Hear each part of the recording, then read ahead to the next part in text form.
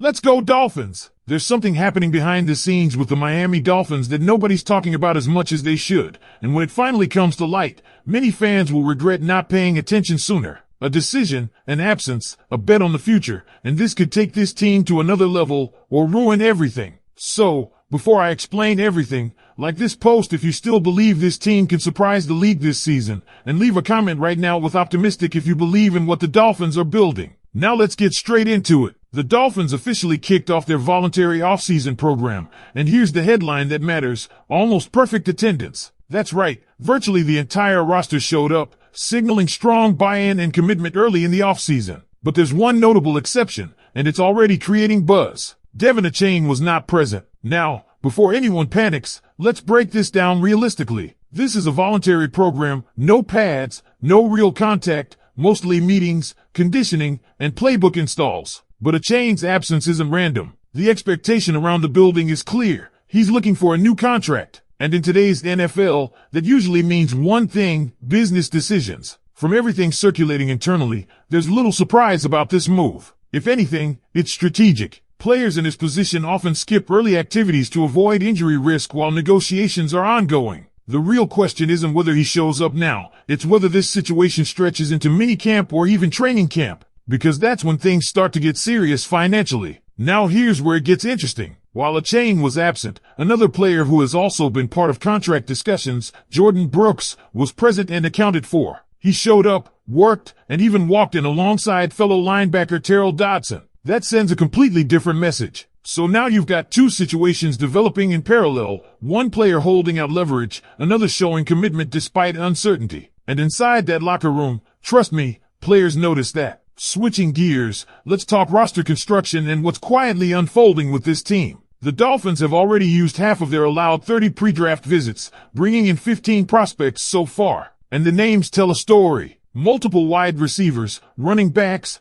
quarterbacks, defensive backs. It's a wide net. But what stands out is this: they're exploring depth across key positions, not just focusing on one glaring need. And yet, when you listen to Sullivan and defensive coordinator Jeff Hafley, there's a surprising level of confidence in certain areas, especially the defensive line. Despite bringing in defensive tackle prospects like Caden McDonald, the messaging from inside the building is clear: they like what they already have. That confidence might catch some fans off guard, but Hafley doubled down on it. He praised the versatility, awareness, and selflessness of the current group, emphasizing how rare it is to have players who understand protections and can execute complex responsibilities. Now let's talk about something that should excite every Dolphins fan watching this unfold: Hafley's philosophy. This might be one of the biggest shifts we've seen in how this defense is going to operate. Instead of forcing a rigid system, Hafley is adapting the scheme to the players. If corners are better in press coverage, they'll press. If they thrive in zone, they'll play zone. No forcing square pegs into round holes. That might sound simple, but in the NFL, it's huge. Even more telling was his honesty with the media.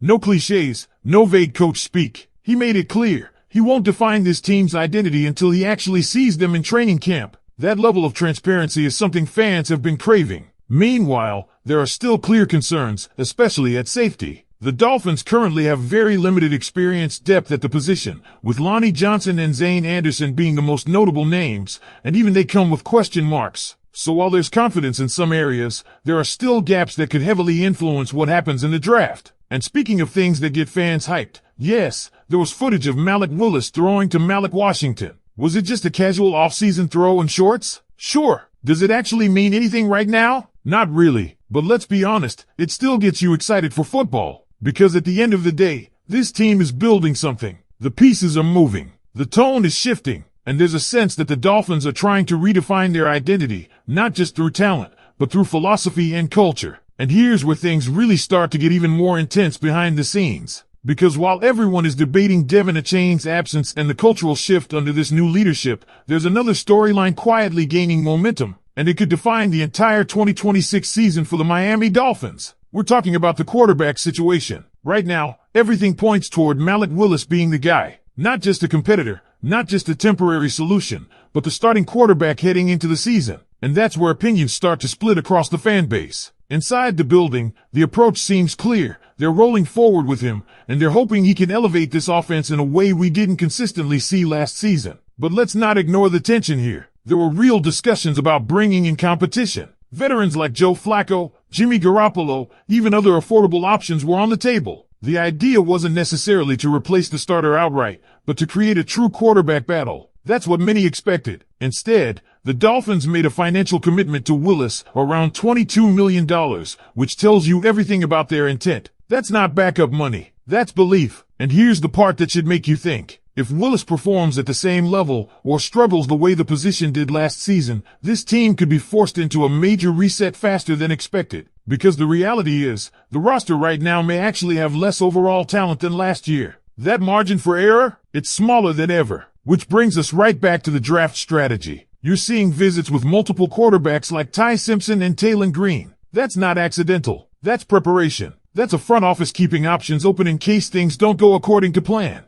And if things go sideways, don't be surprised if the Dolphins invest mid-round picks in quarterbacks, not necessarily to start immediately, but to build competition and future insurance. Because in today's NFL, standing still at quarterback is the fastest way to fall behind. Now let's zoom out for a second. What we're witnessing right now is a team in transition, not rebuilding, but recalibrating. A new general manager in John Eric Sullivan. A new defensive voice in Jeff Hafley. A roster with young talent, but also clear question marks. And a locker room where decisions, like showing up or holding out, are already sending messages. There's belief, but there's also risk. And that's what makes this moment so fascinating. Because if this all clicks, if Willis delivers, if Hafley's adaptive system works, if the young defensive core takes a leap, this team could surprise a lot of people. But if it doesn't, we could be looking at another year of tough questions, especially at the most important position in football. And this is exactly where things start to connect, and where the pressure inside the building is only going to increase as we move closer to training camp. Because when you combine everything we've talked about, the contract situation with Devin Achane,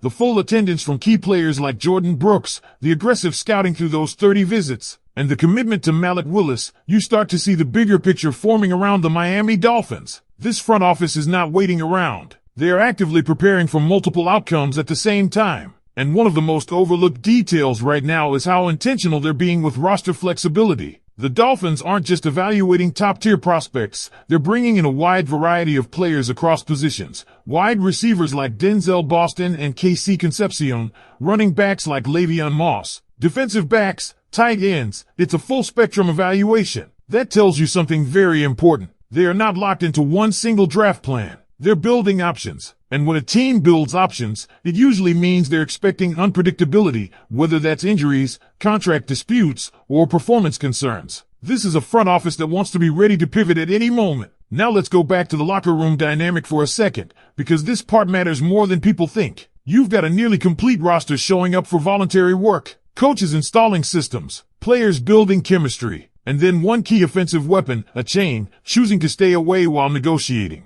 Again, it's business. Everyone understands that. But leadership inside a locker room is built during moments like this. Who shows up? Who puts in the work? Who builds that early trust with a new coaching staff? That's why someone like Hafley is emphasizing identity so much. He doesn't want to guess what this team is. He wants to see it develop naturally. And part of that identity is going to be shaped by who's present when it matters most.